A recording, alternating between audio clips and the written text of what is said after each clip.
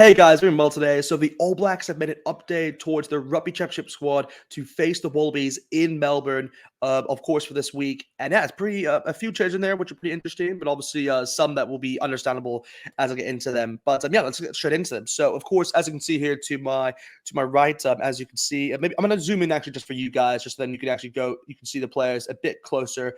To what I can see them, of course. But yeah, here we go. So for the forwards, of course, there's no changes in terms of the hooker placements, but Dan Cole, Simonton Takalaho, and Kuda Taylor keeping their places there.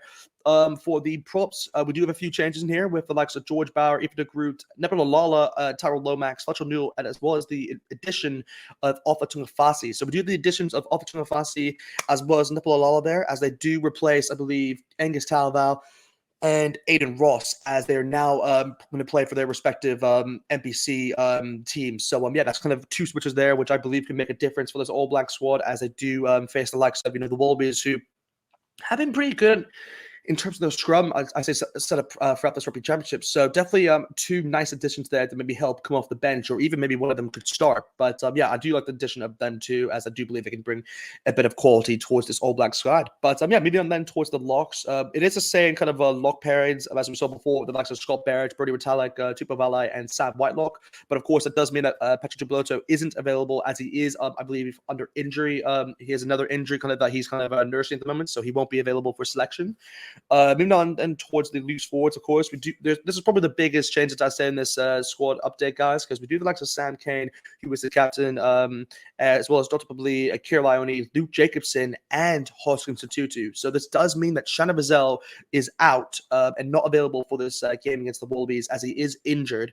And I believe Artis Villa is actually not going to be available for this test, as it does stay here below. I mean, I'll zoom in just slightly so you guys can see, but it says Artis Villa is expecting his third child and won't be available to travel to Melbourne. So yeah, that's kind of the reason obviously behind it. So obviously very understandable, as family does come first. But it does also mean that, the likes of Hoskins Tutu, or maybe even Luke Jacobson, who's now been included, may get an opportunity to play the number 8 jersey. Personally, I like to see Hoskins Tutu, as we haven't seen much of him within this Rugby Championship, and I do believe it's a good time for him to kind of get some minutes under his belt. And yeah, I would love that, because, and this also means maybe that Kira Ione could play at 6, or maybe even Luke Jacobson. We'll have to wait and see what happens there. But personally, I'd go with maybe a Kira at 6, Sam Kane at 7, and Hoskins at Tutu. But let me know in the comments if you agree with that or not. What would you guys do within that loose forward pairing, as I would be very interested to see what you guys would do. Of course, moving on towards the backs, we do the likes of Finley Christie, Fal Fakatava, as well as Aaron Smith, who does remain the same scrum halves as we have before. Same with the fly halves with Bowden Barrett, Richard Monga, and Stephen Perepeta.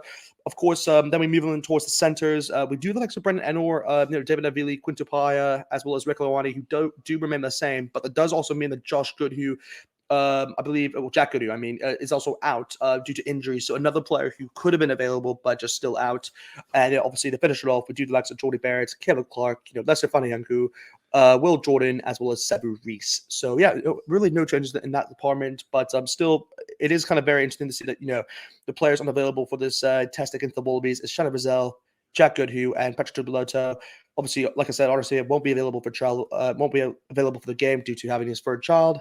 And the other players who were released for Burnings, NPC is Aiden Ross, Angus Tallow, as well as RTS. So RTS also is another player who isn't available. But yeah, that's kind of it really with this kind of a squad update for the All Blacks. I actually am filming this on my birthday, guys. So yeah, just the commitment towards this channel is through the roofs, to say the least. But anyway, guys, just hope you have a good day, and definitely let me know in the comments what you guys think about this update. Do you believe the All Blacks will make a lot of changes, or do you believe they'll go with a similar squad, maybe just with the likes of one change with Artis Villa? Let me know in the comments, as I will obviously reply. But other than that, guys, like this video, guys. Like it right now. Subscribe to the channel, guys, if you haven't already. And I'll check you guys soon. See you guys next time. Hey, Bill, I'm in the mood for a switch up.